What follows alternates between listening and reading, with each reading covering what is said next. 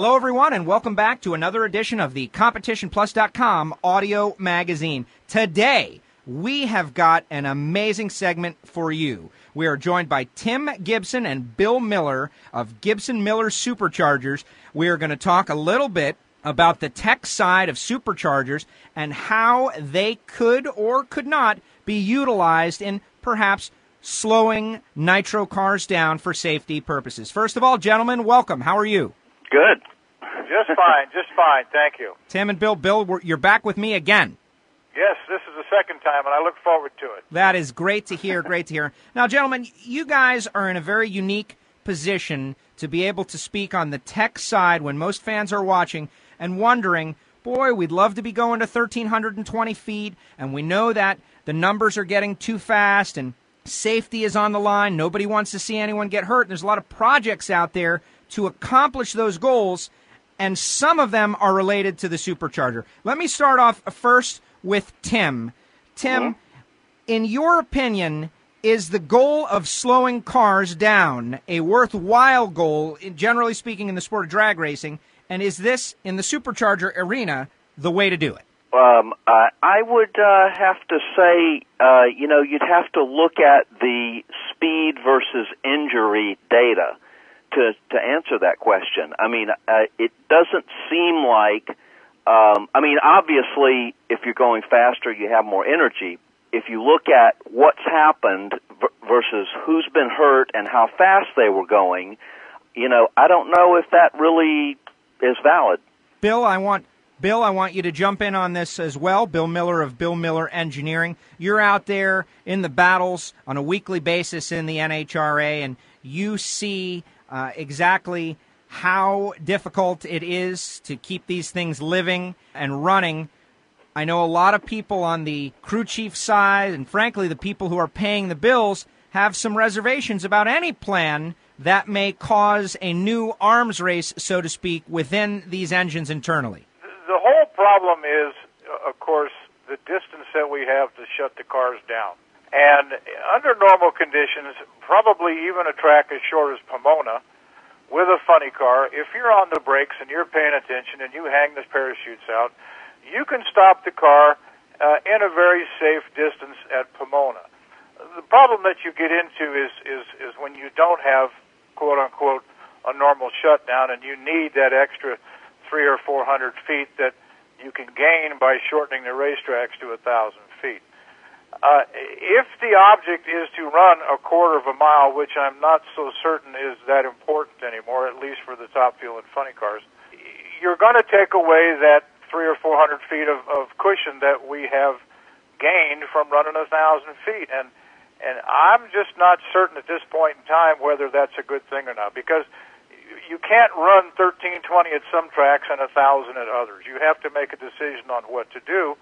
And I think the decision on 1,000 feet is fine. And you can make all the comments you want about getting the cars back to 1320, but certainly taking the supercharger, and again, one of the conversations that Tim and I have had on several occasions is the restrictor plate, which we both believe is a very, very inadequate way of slowing the cars down.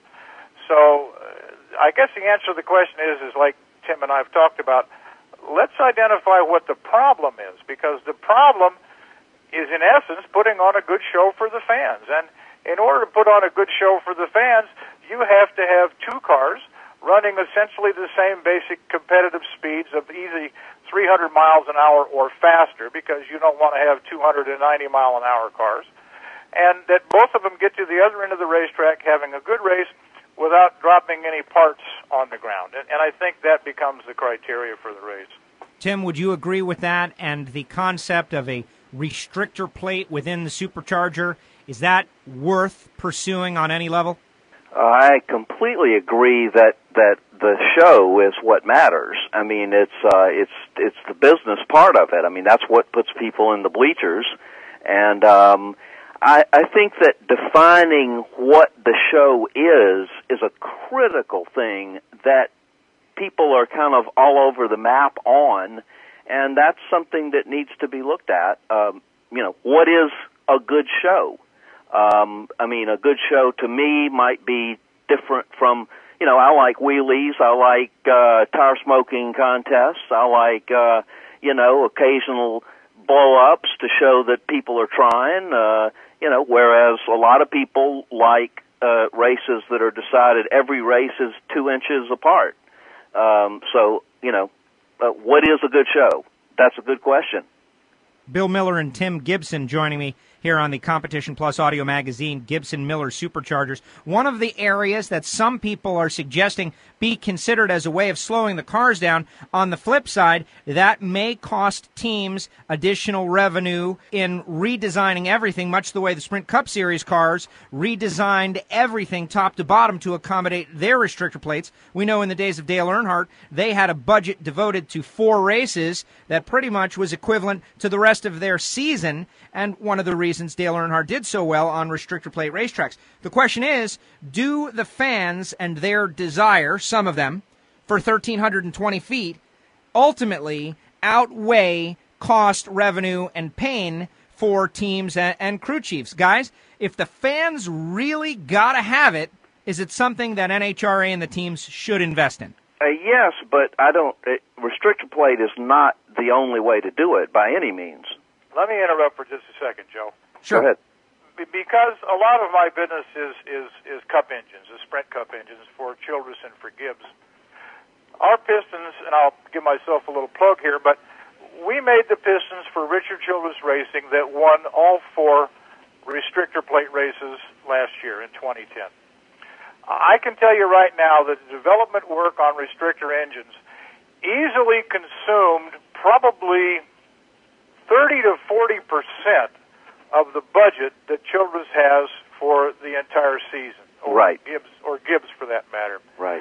And that's just for 4 races. Right. So anybody that wants to come to me and tell me that by merely putting a restrictor plate on the supercharger in an effort to slow the cars down is going to result in minimal impact to crew chiefs and car owners, they're laughing up their sleeve. Mm-hmm. Because the development work on the supercharger, once that has been initiated, will go right back to everybody that's got a blower dyno, like ourselves, you know, the Gibson Miller blower dyno, mm-hmm. the Schumachers, the John Forces, the Tascas, all the people that have invested time and money in these blower dynos, they're going to go back and they are going to spend hour after hour after hour after hour in an attempt to circumvent the restrictor plate, which is exactly what they're getting paid to do anyway, which is to make the cars run fast. So this is going to cost literally millions of dollars for every car owner and every crew chief that wants to get involved in essentially redeveloping a supercharger that at this point in time has basically been developed to the nth degree. I completely agree. You're not going to find another 2 or 3% of airflow in a blower coming from Schumacher or John Force or Gibson Miller or anybody at this point in time, because we've pushed this thing about as far as we can push it. Can we make them better? Of course we can make them better, but not 2 or 3%. Right. So if the fact remains that the restrictor plate is going to cost literally millions of dollars in the aggregate total for all of the crews, Top Fuel and Funny Car, why do we want to put a restrictor plate on these things when you can easily diminish the cubic feet of air per minute coming out of the supercharger by slowing it down? I mean, there's no difference between the output of the supercharger with a restrictor plate or the output of the supercharger by slowing it down. The engine only recognizes cubic feet per minute, and whether you do it with a gag or whether you do it by mechanically slowing it down, the net output is X amount of cubic feet per minute. Right.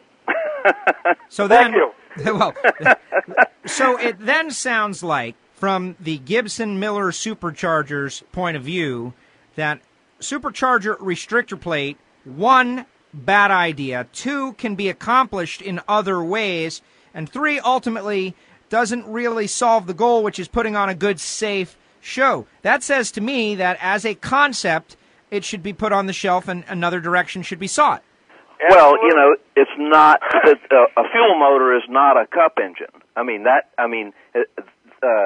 they're both engines, obviously, but you know, nitro is not gasoline. So, I mean, that's Bill and I were talking about this earlier, and his comment was this: it's not the same. In addition to the fact that you'd have supercharger development go in the direction of, okay, how can you build a blower that works with the restrictor plate?